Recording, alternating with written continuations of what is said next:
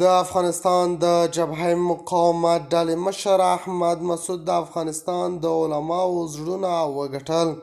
د جبهه مقاومت ډلې مشر احمد مسعود وایي د علماو پریکړه په سر سترګو منو.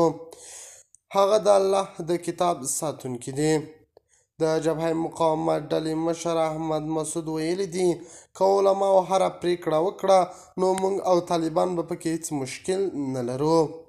د افغانستان د جبهه مقاومت مشر په یو تازه پیغام کې اعلان وکړ چې د هیواد د علماو پریکړه له طالبانو سره جګړه پای ته رسوي. د خرابات ټي وي چینل درنو لیدونکو سلام، ستړي مشئ، وخت مو بخیر.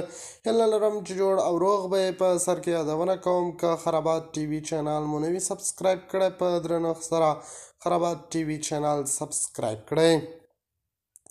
احمد مسعود یو مهم پیغام خپور کړ.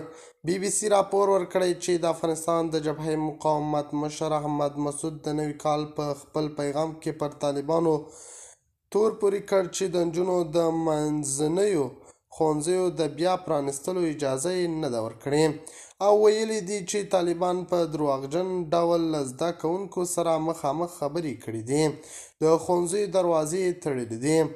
هغه زیاته کړه ترڅو چې د علم او پوهې د زده کړې اراده، انګیزه او هیله وي، هیڅ استبدادي ډله ستاسو پر وړاندې نشي درېدلی.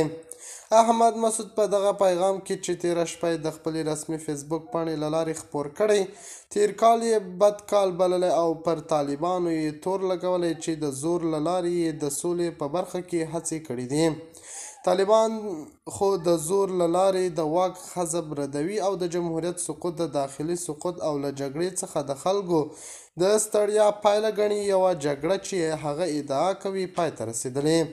د خرابات ټي وي چینل درنو لیدونکو دا و زموږ ته دې مهال چمتو کړی خبر د الله په امان. تر بیا اخیر.